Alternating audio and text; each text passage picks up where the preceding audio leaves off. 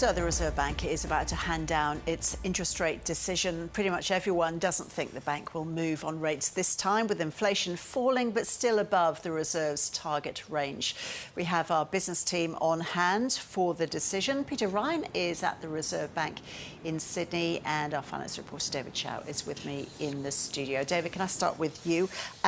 Is anyone expecting a move?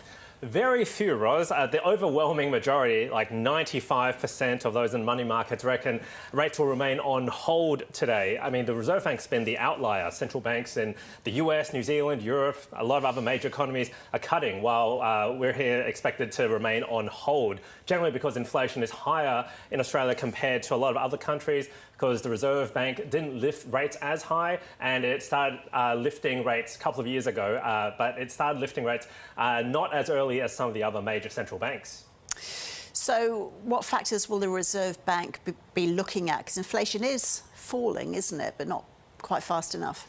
Yeah, that's right. So the big thing is inflation. So inflation on the monthly measure is sitting around 3.5%. It's trying to get it down to the 2 to 3% target range, and it's had, well, very little success in doing so over the past decade or so.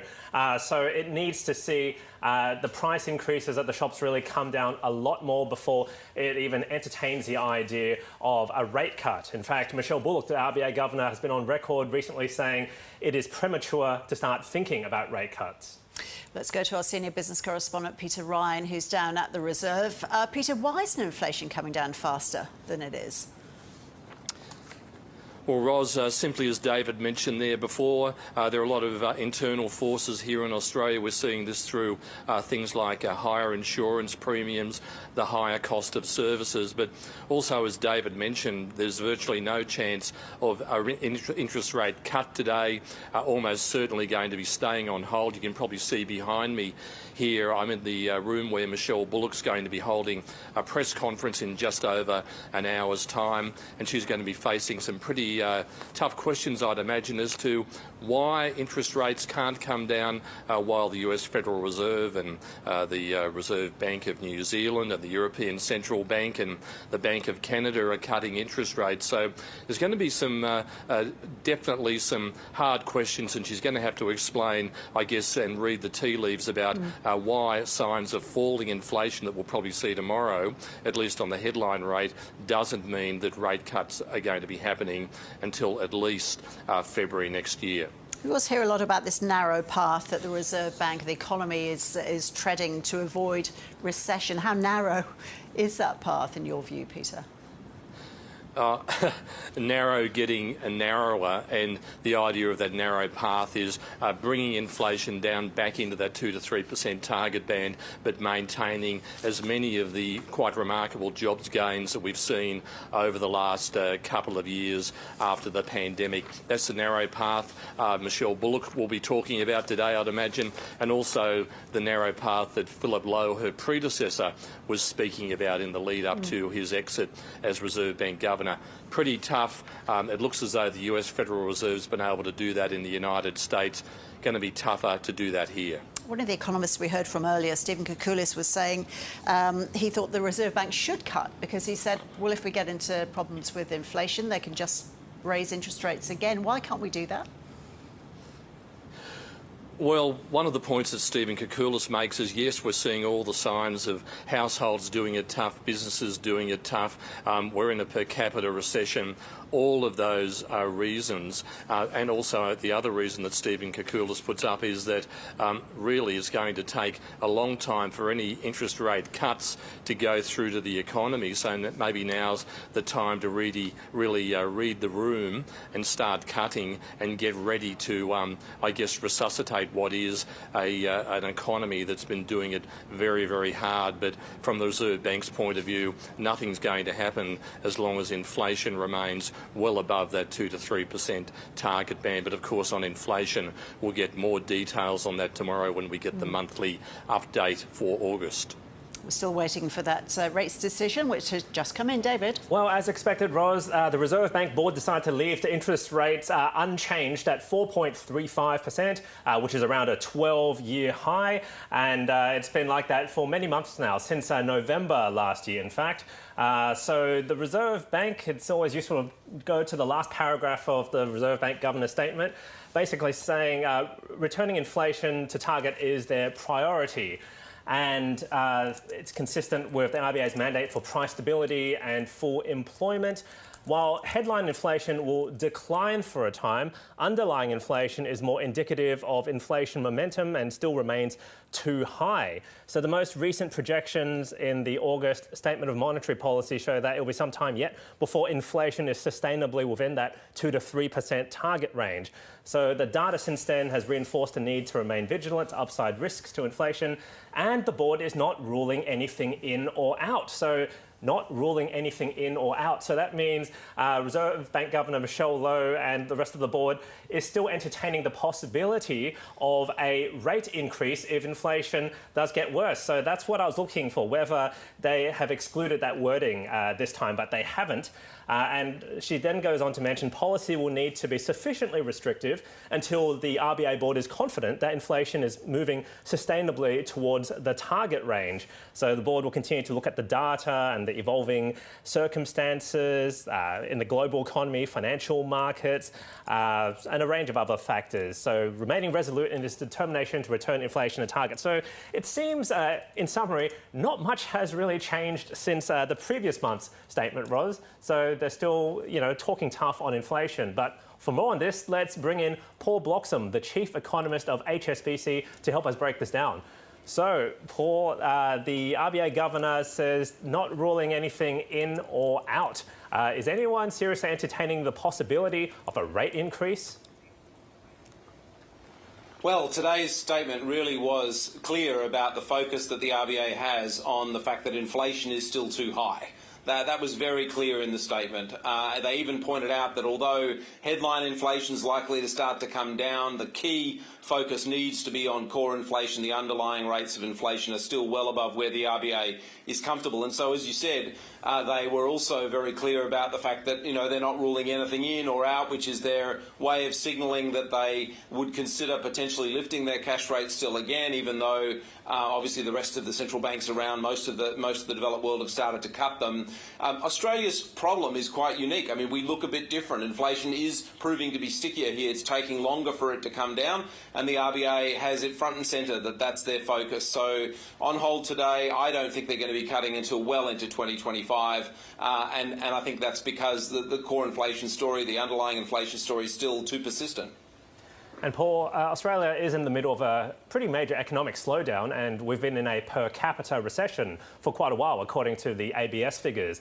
Surely some might argue this would be enough reason for the RBA to have cut rates today? Well, this is tricky, right? The economy raced well ahead of its capacity in 2022 and 2023. Demand was running well ahead of the supply side of the economy. And the things you're referring to point out that demand has slowed down a lot. It has. The consumer has slowed down. On a per capita basis, the economy slowed down a lot. But the thing is, even though demand has slowed down in the economy, the supply side of the economy is even weaker than that. And so what we found is even though we've slowed the economy down, inflation is not coming down very quickly. It's still higher than the RBA is comfortable with, and so it is an unusual cycle. It does have an unusual rhythm, and it is making it difficult for people to understand what's going on. Normally we think about inflation picking up and then interest rates get lifted and then inflation comes down and interest rates get to be cut. But this cycle has a bit of a different rhythm to it, and a lot of it has to do with the fact that the supply side of the economy, productivity in particular, have been a lot weaker and really haven't turned around. So I think this is the thing that's going to keep the RBA still on hold for some time yet, and it's going to mean that we do look different to others, that we aren't able to cut interest rates, obviously, as soon as other central banks around the world have been easing them. And Paul, I'm interested in your interest rate projections. So money markets, on one hand, are expecting the first rate cut from the RBA by February next year. But as you mentioned, you don't expect a rate cut to happen well into 2025. The second quarter, I understand? That's our view. Our view is we won't get a rate cut until somewhere like April or May next year, the second quarter of next year, because we think that inflation is going to take a while to come down, that it's going to prove to be sticky. It is proving to be sticky. It's going to take time for that to come down.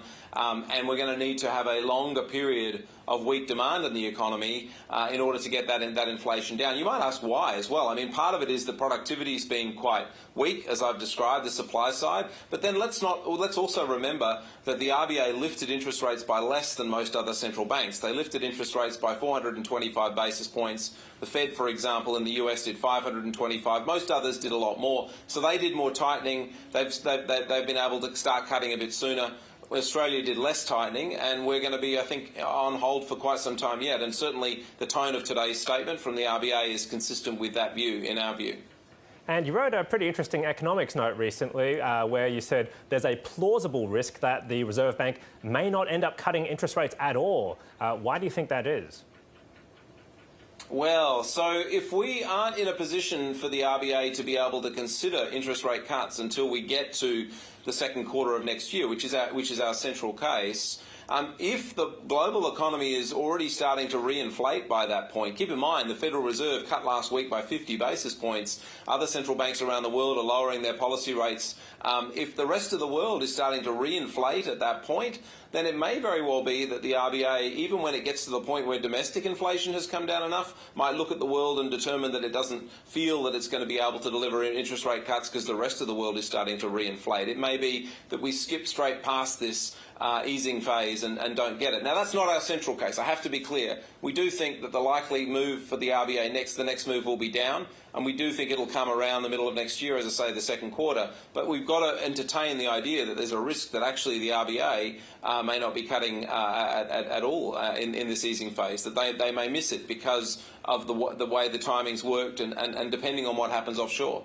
Well, I'm sure any rate relief will be welcome from Australian borrowers. But a lot of Australians are feeling very poor at the moment, and consumer sentiment is very pessimistic, according to the latest figures. So how long do you think people will need to endure these tougher economic times? Well, let's be clear. One of the reasons why the consumer is weak right now and sentiment is weak, one of the primary drivers of this story is that inflation is still too high. So inflation needs to come down, and as inflation comes down, that will relieve some of the cost of living pressures that households face, and that will allow them to do a bit more spending, and I think that will lead to a bit of a lift in the consumer spend. So it's not as much, it is interest rates are playing a role, but actually it's inflation that's the primary drag on household disposable incomes at the moment. So if inflation does gradually come down, as we expect it will over the coming quarters, and when that will actually relieve households in and of itself. That will allow the consumer to start to feel a bit better and do a bit more spending and so on. So it may very well be the fall in inflation itself that actually gets you the economic upswing from the consumer, rather than necessarily the RBA coming in and delivering rate cuts, which, again, we don't expect to happen until the second quarter of next year. And Paul, tomorrow we'll get some figures from the ABS you mentioned earlier. They're expected to show inflation falling quite significantly, most likely because of electricity rebates. And in the next few months, a lot of central banks will continue cutting their interest rates. So I understand this could put a lot of pressure on the RBA, perhaps to cut rates earlier than it might be comfortable with.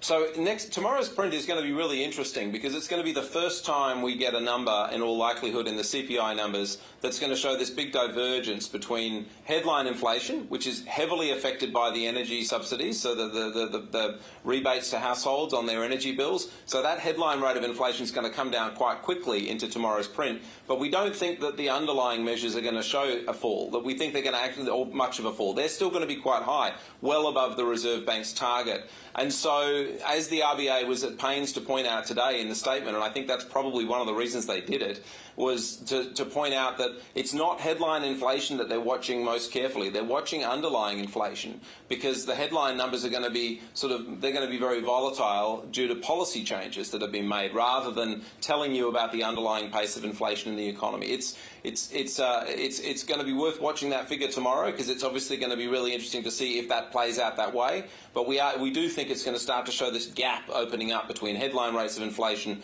and underlying. But keep in mind, the RBA is focusing on the underlying measures of inflation.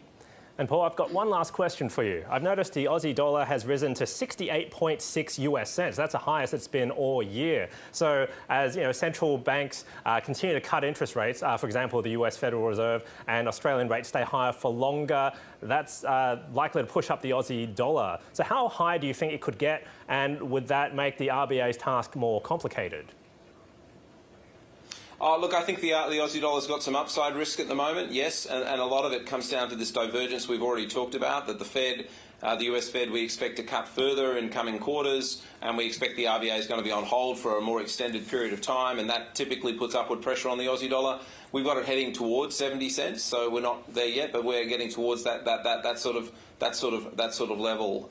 Does it change the way the RBA is going to think about things? Look, a stronger Aussie dollar puts a little bit of downward pressure on inflation, helps them to get that disinflation that they're looking for, but I don't think it's a first order story. I think the first order issue we've got in Australia is that domestic inflation is still running too strongly, that services inflation is too high, and a lot of that relates to the domestic cost base rather than the global story. So I don't think it's going to make that much difference to the RBA and the way they respond. Paul, thank you very much for your insights and for explaining it all very simply. Thank you. So that was Paul Bloxham, the HSBC chief economist, talking about the latest interest rate decision. The RBA kept rates on hold, and depending on who you ask, there are all sorts of projections on when rates might be cut. So Paul Bloxham thinks the Reserve Bank may finally cut rates in the second quarter of next year, whereas money markets are betting it could be by February. That's what's priced in. Whereas other banks like Commonwealth Bank, they think a rate cut could happen by December. So depending on who you ask, there's a huge range of opinions, but I guess a lot of borrowers would be keen for this mortgage relief to happen sooner rather than later. Absolutely. Well, let's go back to Peter Ryan now, who's down at the Reserve. Peter, the next focus today is the news conference from Michelle Bullock, the Reserve Bank Governor. That'll be happening in the room behind you, in about just under 50 minutes' time. She's been doing these events for a while now. Do we often learn anything new in her answers to questions that's not in the post-rates statement that David's been going through with Paul? Well, I think that ever since we've had these press conferences with Michelle Bullock, we've learnt a lot about the way the Reserve Bank thinks, the way they manage issues such as the high rates atmosphere and also the pressure, political, consumer, business and otherwise, about how they push back on that. But just looking back at the statement issued today, that was very much obviously a preamble to what will happen at the press conference this afternoon, because there was absolutely nothing in that statement that held out any hope for an interest rate cut. Maybe until early next year, maybe to the second quarter of next year, as Paul Bloxham was saying, and also making the point about inflation, that yes, we may be seeing a reduction in headline inflation, but it's the underlying measure that matters. It strips out those volatile factors such as petrol and state and federal subsidies. So very much, Ros, managing expectations about what we might be seeing further down the path, and being dependent on data, and really just going to that final paragraph of the statement that they're going to be remaining vigilant about inflation and resolute to do whatever it takes to get inflation back down into that 2 to 3% target band sustainably. Finally, let's just go back to David Chow one last time. And David, what are the markets doing? They were really pricing this in, weren't they, as you pointed out? Yeah, that's right. So when we look at the share market, the ASX 200 is down by 0.3%, which is a very small loss. Considering the share market was near a record high anyway, it's unsurprising for a bit of profit taking. The Aussie dollar, though, has risen to 68.6 US cents. So that's the highest level it's been all year. So it rose further after the RBA decision. So that suggests these currency traders think the Reserve Bank will keep rates at this level on hold for even longer while other central banks are cutting. So that would boost the strength of the Aussie dollar. So great if you're doing online shopping from overseas, not as good if you're exporting your goods overseas, because your goods won't be as good value for people paying from foreign markets. David Chow and Peter Ryan, thanks to you both. Well, let's get the political reaction now. Reporter Tom Crowley is in Melbourne. Tom, how will this be received by the federal government? Well, as expected, Ros, there's not much in here, as you've heard, that signals that a rate cut will be on the way. If there is a slight silver lining for the government, there is a little bit more acknowledgement in this statement than in the previous one about the pain that's being felt by households. So the big data release that we got a few weeks ago, which was the national accounts, that showed that household consumption, household disposable income in particular, was quite a bit weaker than what the RBA's own forecasts had suggested. That's something the government had pointed out. It's part of Jim Chalmers' argument that interest rates are smashing households. There was some acknowledgement in this statement, and it'll be interesting to hear a little bit more from Reserve Governor Michelle Bullock, that the household picture was maybe slightly weaker than had been expected. But having said that, what we can also see now in this statement is the RBA digging in behind its position, digging in behind the need to watch and wait. It still, as you've heard, remains really concerned about the upside risk to inflation, the risk that there's too much heat in the economy. Once again, there's the emphasis on the fact that the unemployment rate remains very low. There's also an interesting line in there that refers to the role of temporary migration in propping up consumer spending. The RBA essentially said that while household spending remains weak, that a lot of spending by temporary arrivals, which counts in a slightly different bucket in the way that these things are measured, that remains strong. That's obviously something the RBA is concerned about. So there are a number of different reasons why the RBA has defended its strategy of watching and waiting, even as it recognises that households are doing it tough, and even as it recognises that other central banks are starting to cut rates. We've got the first little indication of how the RBA plans to message that exactly, how the RBA plans to deal with the fact that it might face some more political pressure when you have other central banks starting to cut their rates. The RBA has pointed out that those central banks might be starting to cut rates, but their rates are higher than ours, and that they're cutting rates back to a level that they still believe is partly restrictive. Essentially, that is likely to form part of an argument from the RBA that while our interest rates are restrictive, they're only a little bit restrictive, and that there may not be a case in Australia to follow those central banks in the short term. So that's all much as expected. It's exactly what the government will have expected as well, but there is a little bit of that recognition, as I say, of the household argument that the government's making, and expect them, I suppose, to blow that up. We'll hear from Treasurer Jim Chalmers at 3 o'clock. No doubt he will mention households again. And Tom, the RBA has been dragged into the political fray in recent weeks with the government's plans to reform the bank, held up by the Greens and the Coalition. What do we expect to hear from Governor Michelle Bullock about that when she fronts the press conference?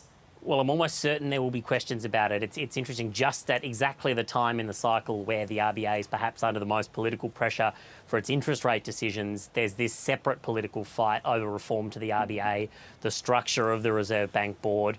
It was an independent review, and it started off as a bipartisan process, or it looked like it might be a bipartisan process, to restructure the Reserve Bank's board.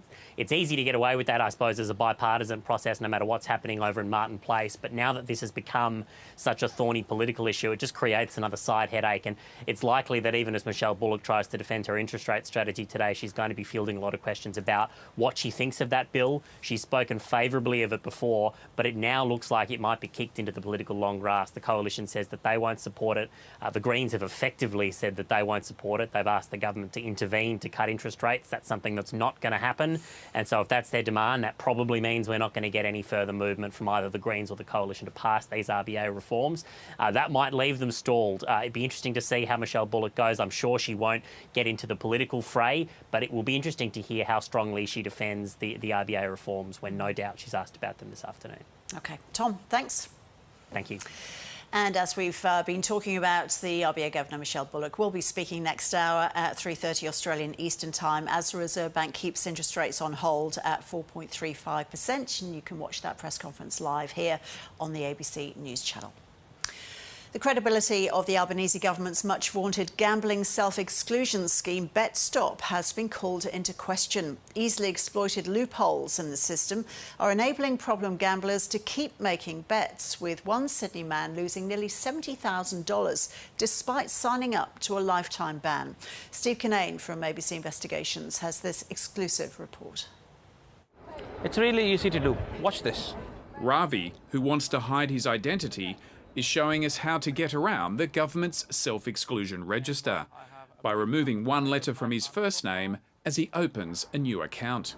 There, it says, I am verified. That means they have verified my ID. That they could not do because the name and the date of birth I put does not exist. BetStop was launched last year to much fanfare.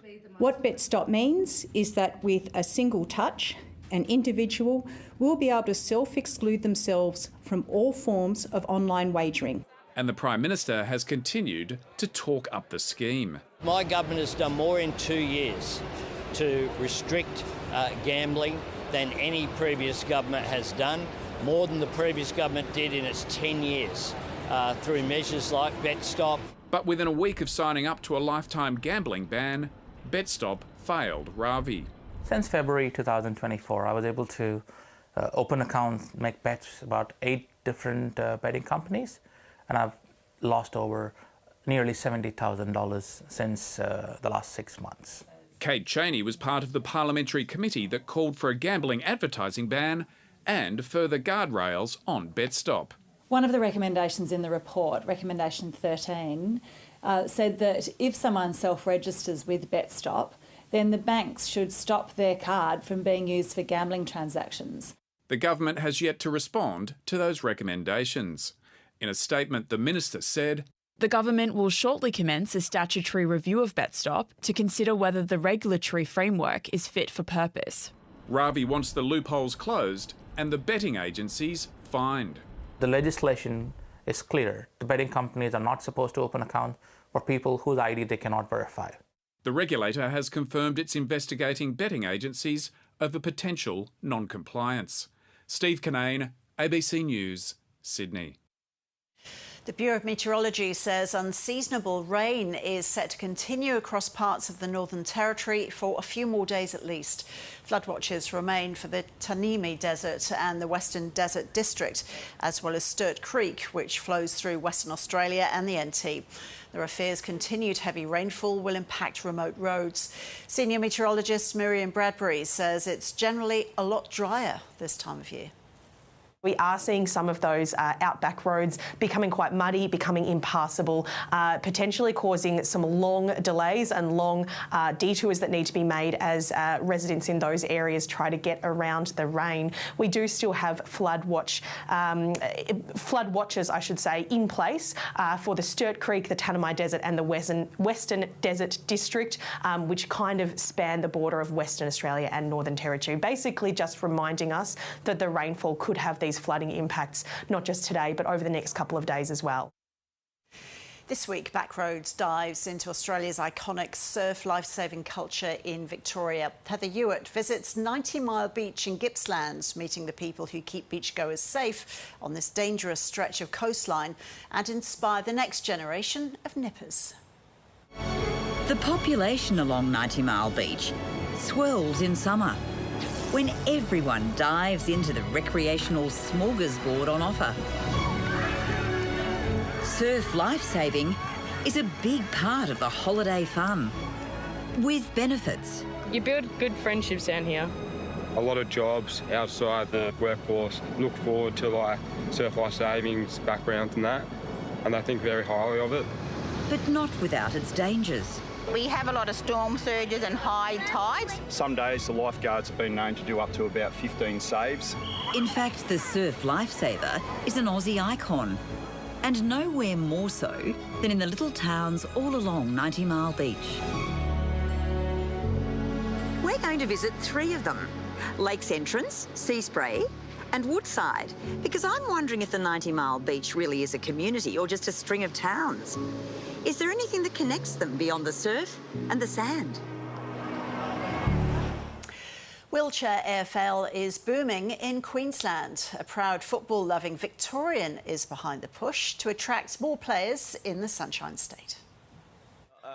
It's fierce. AFL club that he plays for. It's fast. Carlson just needs to line up. There we go. And it's taking off in Queensland. The growth we're seeing compared to other parasports in the state and across Queensland is quite phenomenal. Paralympian Michael Dobby Bridges advocated for Wheelchair AFL to come to the state. Moved up to Queensland about 7 years ago and saw all my friends down in Victoria playing and got quite jealous. Now he's the captain coach of a team. I'm a really passionate and proud Paralympian, but I really love football. He really helped us as a code to start these come and try sessions, which now has turned into a league. AFL Queensland says it's another piece to their puzzle. Wheelchair AFL has been really important for us in the growth of the game here in Queensland because we want to make sure that every person can play our game. The Morningside Panthers is one of the 4 foundation clubs. We know it's very big in South Australia and Victoria,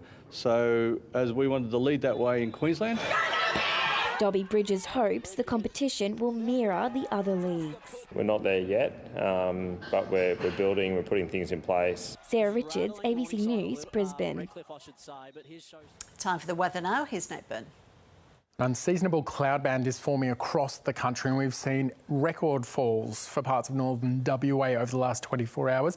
Observations few and far between, but certainly more than 80 millimetres for some.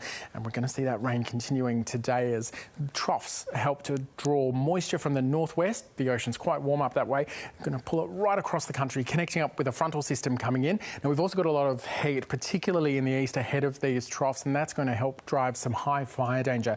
Parts of southeast and northern Territory, Western Queensland, northwestern Victoria, northeastern South Australia, all looking at some high fire danger today. Rainfall-wise, the focus will still be in the north for parts of WA and the Territory, a risk of heavy falls, flash flooding there. But you can see that moisture both pulling down into the south of WA, but then into the southeast of the country too. They're mostly as showers. We'll watch this closely over the coming days. It increasingly pushes into the southeast tomorrow, and then Thursday onwards, we're looking at maybe a low developing in the east. A bit of uncertainty in the model still, so we'll have to wait until we get a bit closer. There is another front on the way behind. That one will be much less significant, but we're looking at the potential in the east for maybe triple digits in the gauges. It just depends on exactly where that low forms, how deep it gets, and also how long it sticks around. We'll know more as the week progresses. For now, we've got a really good idea about tomorrow, and it's looking like it should still be a fine one for Brisbane. It's getting to 26, but after that, get the wet weather gear ready. Sydney, with a couple of showers developing, you're getting to 31. It'll be rain in Canberra, 21 there. Rain for Melbourne, easing later in the day, 15 the top. Some showers around for Hobart. It's getting to 14. We've got wet weather in Adelaide too, 19 there. Perth's got a sunny 24, and up top, the dry has returned for now. In Darwin, with a partly cloudy 33.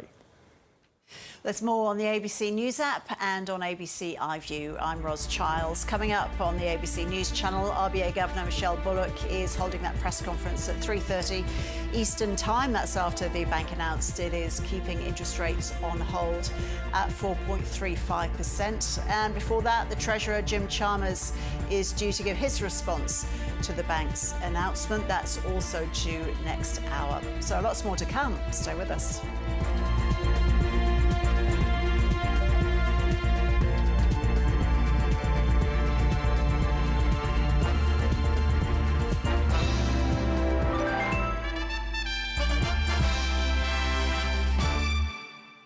Finding news you can trust should be a walk in the park, right? So keep it simple and go straight to the source, ABC News. Download the ABC News app and get alerts to your phone. Visit the ABC News website. And for stories straight to your inbox, subscribe to one of our newsletters. All the latest, all verified, all the time. Stay in the know with ABC News.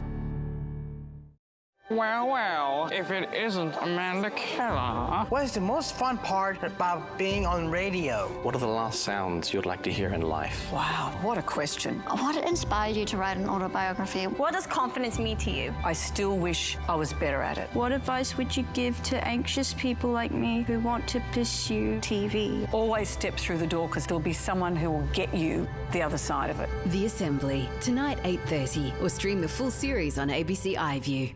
Question Everything is coming back, and I'm picking 3 lucky audience members to come have dinner with me. That's right, you and 2 friends will come over to my house and we'll watch the show together. What the hell is going on? Oh, I'm deep faking you. Yeah, we thought it would be easier to make a fake you than ask the real you to record an ad. Will it tell people there'll be great comedians picking apart some not so great news coverage? Something like that, yeah.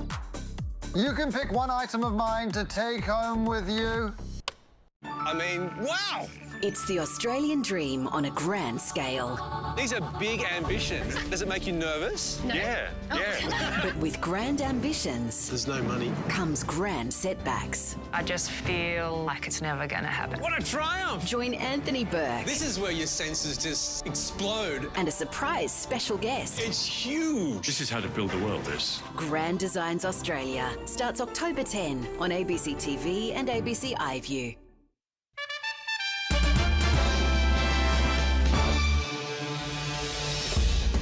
Hello and welcome to ABC News. I'm Ros Childs. We are standing by to take you live to Queensland, where Jim Chalmers, the Treasurer, is expected to speak. That's following the RBA's decision to leave interest rates on hold at 4.35%. That decision to keep rates steady was expected by traders and economists, but it has been made in the face of growing calls from parts of the community for a rate cut. It follows last week's decision by the US Federal Reserve to cut rates by a hefty 0.5 percentage points in the United States, with more cuts flagged for the world's biggest economy. That decision saw the US join the European Union, the United Kingdom, New Zealand, China, and many other countries in cutting rates in recent months. Let's bring in political reporter Tom Crowley, who is in Melbourne. Hi again, Tom. So how will this be received by the federal government? Well, Treasurer Jim Chalmers has issued a statement on social media already ahead of his press conference saying, as everyone's saying, that this was largely what was expected. He's pointing to the fact that there hasn't now been an interest rate rise for the best part of a year and taking some credit for the fact that suggests that inflation is coming under control. And there's a little bit in the Reserve Bank Governor's statement that might give some encouragement to Treasurer Jim Chalmers that at least a rate rise is off the agenda. Not that we were expecting that today, but in the last 3 RBA meetings, there had been at least a discussion from the board about a rate rise. We don't know yet whether that was discussed again today, but the language doesn't really give any hint that it was. The RBA is still resolute on its decision to watch and wait, a decision that the government might be a little frustrated with, but I think we'll understand broadly. But there was, generally speaking, at least some recognition from Governor Michelle Bullock that households are doing it tough. The word that Treasurer Jim Chalmers has used is smashed. We wouldn't expect to hear that word from the Reserve Bank Governor, but there was a recognition that there is some softening of the picture for households. It was mitigated in the RBA's view by spending from temporary arrivals, including international students. It was also mitigated by strength in the labour market. So that's why the Reserve Bank is holding the course and seeing no prospect for a rate cut anytime in the near future. But we expect to hear from Treasurer Jim Chalmers once again a focus on how households are doing it tough. That's an important part of the Treasurer's political narrative and the government's political narrative. It's an important part of the justification for the government's decision to roll out tax cuts for a broader range of taxpayers, also to deliver energy bill relief of $300 for every household. The government said that is part of its decision, on the one hand, to run surpluses and to show what it calls fiscal restraint, but also to provide that broad cost of living support in recognition of how difficult households are doing it. So that's the balance that the government is trying to strike politically, but it's copping it on both sides. The coalition is accusing the government of reckless spending, of making the inflation problem worse, while the Greens are using the Treasurer's own language against him. A statement from Greens economic spokesperson Nick McKim a few minutes ago said, well, the Treasurer is saying that interest rates are smashing the economy, the RBA is smashing the economy.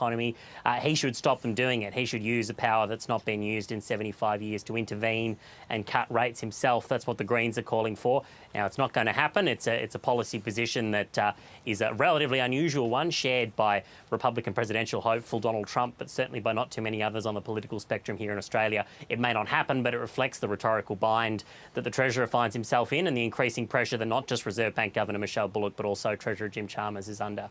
So we are waiting for the Treasurer to speak, and the Shadow Treasurer, Angus Taylor, is also set to respond to the rates decision shortly. How do you expect the opposition will react?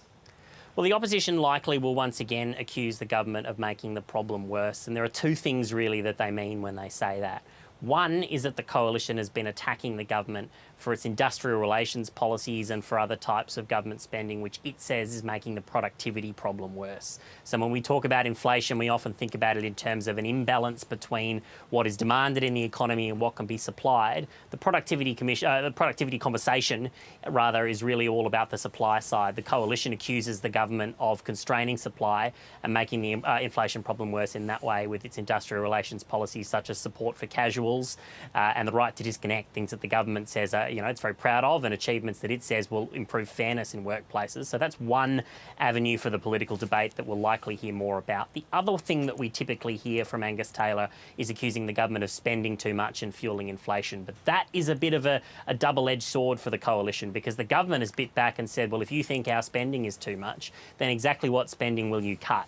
The coalition's pointed to a figure of $315 billion worth of government decisions it says that it wouldn't have taken. But the government's fired back and says, well, that includes things like pension indexation, which the coalition says it supports. And it's really trying to frame the fight about the coalition as the backers of austerity, favouring a slash and burn approach, trying to paint the coalition really as penny pinchers, and again, trying to underline that middle ground strategy that the government is saying that it's taking between, on the one hand, running surpluses, but also providing relief for households. So the government is walking its own political narrow path, just as the Reserve Bank is trying to walk an economic narrow path. We expect to hear from Shadow Treasurer Angus Taylor a little bit more of the attack from at least one side of politics. OK, Tom, thank you. Thank you.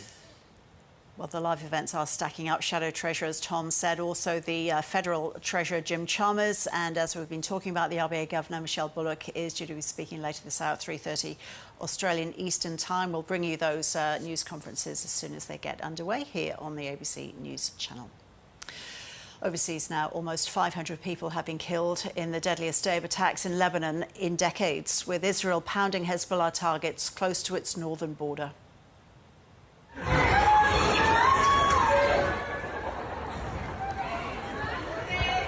The Israeli military says it struck about 1,300 positions of the Iranian-backed militant group in southern Lebanon.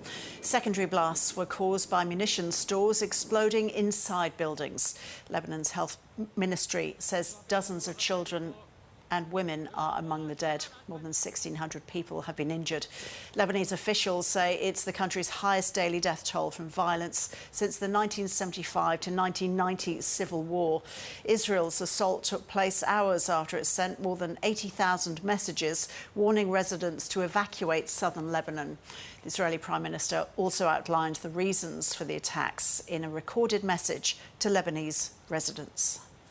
Israel's war is not with you. It's with Hezbollah. For too long, Hezbollah has been using you as human shields. It placed rockets in your living rooms and missiles in your garage. Those rockets and missiles are aimed directly at our cities, directly at our citizens. To defend our people against Hezbollah strikes, we must take out those weapons. We are taking you live to Toowoomba now in Queensland, where the Treasurer Jim Chalmers is speaking. When the board next meets, it will be a year since interest rates went up. Interest rates haven't gone up for the best part of the year, and this reflects the progress that we've made when it comes to getting inflation down. When we came to office, inflation was 6.1%. It's now half of its peak a couple of years ago, and our policies are helping in the fight against inflation. When we came to office, inflation was high and rising, and interest rates were rising. Inflation has been coming down quite substantially over the course of the last couple of years, and we haven't had an interest rate rise for the best part of a year now. The Governor and the Reserve Bank Board have noted today the very substantial progress that Australia has made when it comes to getting on top of this inflation challenge. And when it comes to the Reserve Bank and the government, we have the same objective when it comes to getting on top of inflation without ignoring the risks to growth in our economy. We've seen growth in our economy has been quite weak. We've seen consumption has been weak. Discretionary spending has been going backwards. All of this is indications that the interest rate rises already in the system are already combining with international uncertainty and persistent inflation to slow our economy quite substantially, and we saw that in the most recent national accounts. The government remains primarily focused on the fight against inflation, but is not ignoring those risks to growth at the same time. We have the same objective as the Reserve Bank when it comes to the fight against inflation. So we've made welcome and encouraging progress, and we'll learn more about that tomorrow when the monthly inflation data is released. Whether that monthly inflation data is in the low 3s or the high 2s, it will show that inflation has halved since we came to office. That's a good thing. We are making welcome and encouraging progress in the fight against inflation, and the fact that rates haven't gone up for the best part of the year now is an indicator of that. Happy to take a couple of questions. Treasurer, the RBA statement today talks about improved migration popping up consumer spending, in particular students. Are you worried that the government's cap on students might stymie growth further?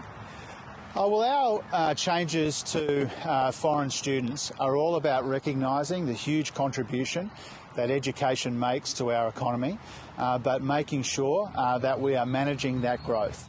What we've seen in the most recent net overseas migration numbers is that net overseas migration has come off since it peaked in last year in 2023. It has been coming down since then. And some of the pressure that's still there when it comes to net overseas migration is not about extra arrivals, it's about fewer departures. So we've got a sensible, methodical, considered way to manage net overseas migration down. It has started coming down.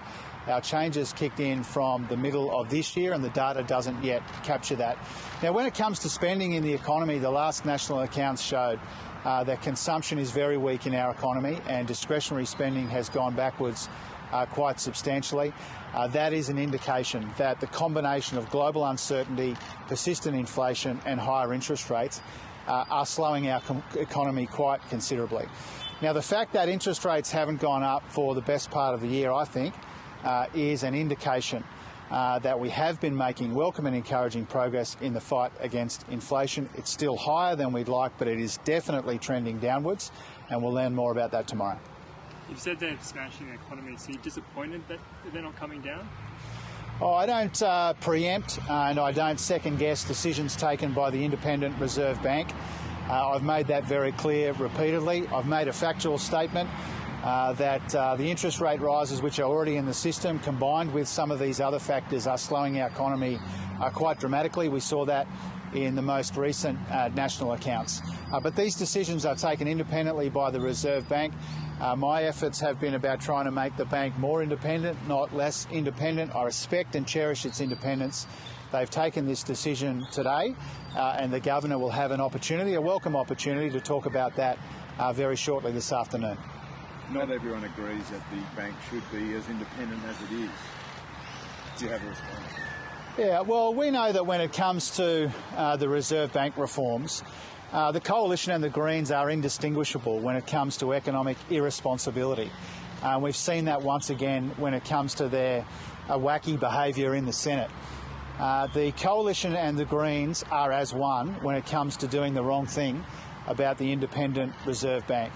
Now, both the Coalition and the Greens, the way that they've teamed up in the Senate means that our efforts for the time being to reform the Reserve Bank, there is a barrier to that in the Senate. Now, we've been upfront about that. It's been clear from the beginning that there is a risk that the parties to the left and to the right of us will play politics with the Reserve Bank. We don't intend to do that. They have both dramatically changed their position to avoid doing the right thing when it comes to these Reserve Bank reforms. Whether it's the Coalition or the Greens, they both made their views known. Where we could accommodate those views, we did. They both dramatically changed their position to avoid doing the right thing when it comes to these Reserve Bank reforms. How close do you think you are getting to get inflation down? Well, inflation's been coming down really quite considerably since its peaks a couple of years ago. Now, we shouldn't forget that when we came to office, inflation was 6.1% and rising. It now, in quarterly terms, has a 3 in front of it, and we'll learn the new monthly figure tomorrow when we get the monthly data. And the expectation there, whether it's the high 2s or the low 3s, that shows that inflation has halved since we came to office. That's good progress, but we know that there's still pressure on inflation, and we know that people are still doing it tough. And this is why our cost of living relief is so important. You know, our policies are helping, not hurting, the fight against inflation. We've turned 2 big Liberal deficits into 2 big Labor surpluses. The Reserve Bank Governor has said that our surpluses are helping in the fight against inflation, and we've designed our cost of living relief to help take some of the edge off these price pressures in our economy rather than make them worse. You know, there's nothing artificial about helping people with their electricity bills or making early childhood education cheaper or medicines cheaper or a tax cut for every taxpayer or energy bill relief for every household, getting wages moving again. We're doing all of this in the most responsible way we can. Our primary focus is on the fight against inflation, but we can't ignore those risks to growth. I'll take one more question, then we're good. I just have a question about Woolies and Coles. Should they both sack their CEOs over this pricing saga? Well, I need to be careful not to preempt the legal and other processes that have been put in train by the ACCC, but I will say this. Woolies and Coles shouldn't be taking their customers for mugs. You know, this is precisely why we've empowered the ACCC, why we want to make the grocery code mandatory, compulsory, not voluntary, and it's why we're making sure that farmers and families get a fair go from the supermarkets. Now, we don't want to see ordinary Australians, families and pensioners being taken for a ride by the big supermarkets. And this is precisely why we've empowered the ACCC and why we're taking other steps as well to make sure that farmers and families get a fair go when it comes to the supermarkets in this country. Thanks very much, guys. Thank you. That's Treasurer Jim Chalmers there responding to the announcement today from the Reserve Bank. The rates will stay on hold at 4.35%. He said that the government has the same goal as the Reserve Bank to get inflation down, saying that inflation has halved since Labor came into office, and he looked ahead to tomorrow's CPI numbers. We're taking you live now to Sydney, where the Shadow Treasurer, Angus Taylor, is speaking. Well, the Reserve Bank has just brought down its decision for this month, and of course no change in interest rates, which means the high interest rate pain that's being felt by Australian households and businesses continues on. It continues on, and that pain is made all the worse by the virtue of the fact that we're seeing interest rates coming down in countries across the world, but not here. We are clearly at the back of the pack. In the United States, Canada, in the UK, in Europe, in New Zealand, we're seeing interest rates coming down, not in Australia. The Reserve Bank has highlighted today that it is a long road back to a sustainable low inflation economy. In fact, they highlight today that we can't expect to be back at target until mid-2026, and that this has been a long road. It has been a long road, much longer than was originally anticipated. Now, there are a number of points that the Reserve Bank highlighted and challenges they highlighted in their statement today.